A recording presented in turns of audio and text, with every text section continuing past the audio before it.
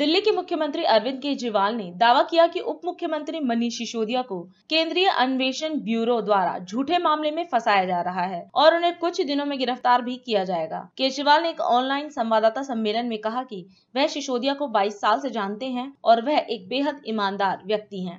तो 3-4 महीने पहले जब इनके लोगों ने मुझे बताया कि मनीष जी को गिरफ्तार करने वाले हैं, मैंने कहा मनीष ने क्या कर दिया, क्या केस है? तो उन्होंने बताया अभी कोई केस नहीं है, कुछ मिला नहीं है, ढूंढ रहे हैं, कुछ बना रहे हैं। तो अब हमारे देश के अंदर एक नया सिस्टम लागू किया गया है।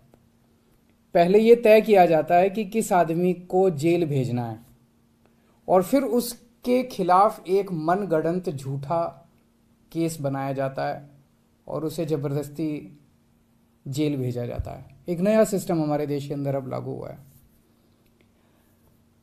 मीडिया से अभी तक जो मुझे पता चला है कि जो ये आरोप प्रत्यारोप लगाए जा रहे हैं, मैंने सारा अभी चेक कराया, पूरा का पूरा केस बिल्कुल झूठा है, बिल्कुल झूठा है। उसमें रत्ती भर की भी सच्चाई नहीं है। मैं मनीष सिसोदिया को 22 साल से जानता हूं। सन 2000 में पहली बार मिला था मनीष जी से। एक बेहद कट्टर ईमानदार आदमी है, कट्टर देशभक्त आदमी है। हमारे देश में पिछले 75 साल में सरकारी स्कूलों का बेड़ा गर्क कर दिया था इन सारी सरकारों ने मिलकर, इन सारी पार्टियों ने मिलकर। बहुत बुरा हाल कर दिया था इन लोगों ने। करोड़ों करोड़ों बच्चे, गरीबों के बच्चे जो इन सरकारी स्कूलों में पढ़ते थे, उनका भविष्य अंधकार में था। कोई उम्मीद नहीं थी। गरीब का बच्चा गरीब बनेगा, अमीर का बच्चा अमीर बनेगा। गरीब का बच्चा मजदूरी करेगा, रिक्शा चलाएगा,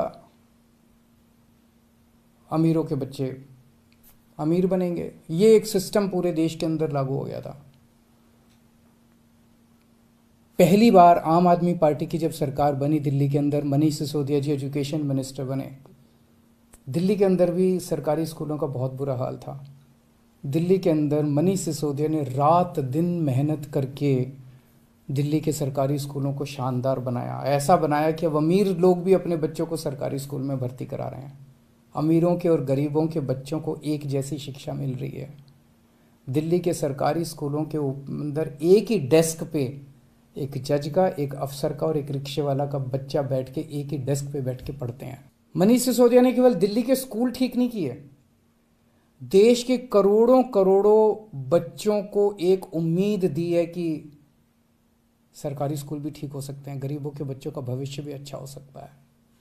सुबह 6 बजे मनीष सिसोदिया अपने घर से निकल जाते हैं और अलग अलग स्कूलों के अंदर दौरा करते हैं, सरकारी स्कूलों के अंदर दौरा करते हैं। मैं पूछना चाहता हूं, कौन भ्रष्टाचारी ऐसा है इस दुनिया के अंदर जो सवेरे 6 बजे उठ के स्कूलों के दौरे पे निकल जाता है, बच्चों का भविष्य बनाना चाहता है? कौन भ्रष्टाचारी ऐसा है? तो आखिर ये आम आदमी पार्टी के पीछे क्यों पड़े हैं, हम ही लोगों के पीछे क्यों पड़े हैं? 3 कारण हैं। पहला कारण, आम आदमी पार्टी वाले कट्टर ईमानदार हैं। वो पूरे देश को भरोसा हो गया आम आदमी पार्टी वाले कट्टर ईमानदार हैं।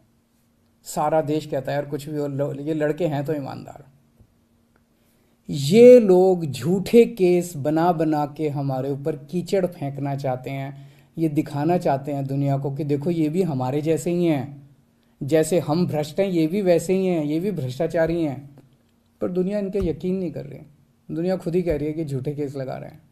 तो जो मर्जी कर लो, सच सच होता है, झूठ झूठ होता है।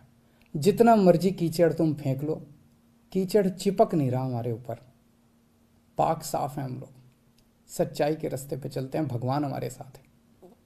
दूसरा कारण, ये हमारे पीछे क्यों पड़े हैं हाथ धो के? जब से पंजाब में आम आदमी पार्टी जीती है, पूरे देश के अंदर आम आदमी पार्टी की आंधी आ रही है। पूरे देश के अंदर आम आदमी पार्टी की चर्चा हो रही है। पूरे देश में आम आदमी पार्टी फैल रही है। ये उसे रोकना चाहते हैं। ये नहीं चाहते कि आम आदमी पार्टी पूरे देश के अंदर इनकी टक्कर में खड़ी हो। पर मैं इन्हें कहना चाहता हूँ, तुम जो मर्जी कर लो, आम आदमी पार्टी को पूरे देश में फैलने से कोई नहीं रोक सकता। आम आदमी पार्टी पूरे देश के लोगों की उम्मीद बन चुकी है। देश के अंदर हर आदमी चाहता है मेरे बच्चे को अच्छी शिक्षा मिले। देश के अंदर हर आदमी चाहता है मेरे परिवार को अच्छा इलाज मिले। देश के अंदर हर आदमी चाहता है हमें 24 घंटे बिजली मिले, अच्छी सड़कें मिले, अच्छा पानी मिले, अच्छी बिजली मिले, फ्री बिजली मिले। सब लोग अच्छी सुविधाएं चाहते हैं। हर आदमी चाहता है देश के अंदर भ्रष्टाचार खत्म हो।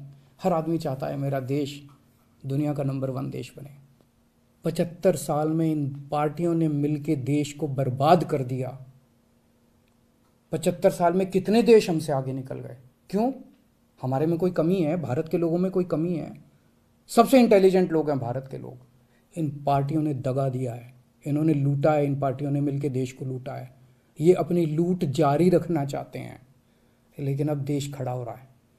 दिल्ली से जो ये चिंगारी निकली है ये पूरे देश में फैलेगी और इसे कोई नहीं रोक सकता, because it's time has come. अब देश खड़ा हो रहा है, देश जाग रहा है। देश ने देख लिया कि हो तो सकता था यार, अगर दिल्ली में हो सकता तो 75 साल में क्यों नहीं हुआ, बाकी देश में क्यों नहीं हुआ। इन पार्टियों ने मिलकर देश को जानबूझ के गरीब रखा, इन पार्टियों ने मिलकर देश को जानबूझ के अनपढ़ रखा। अब नहीं होगा।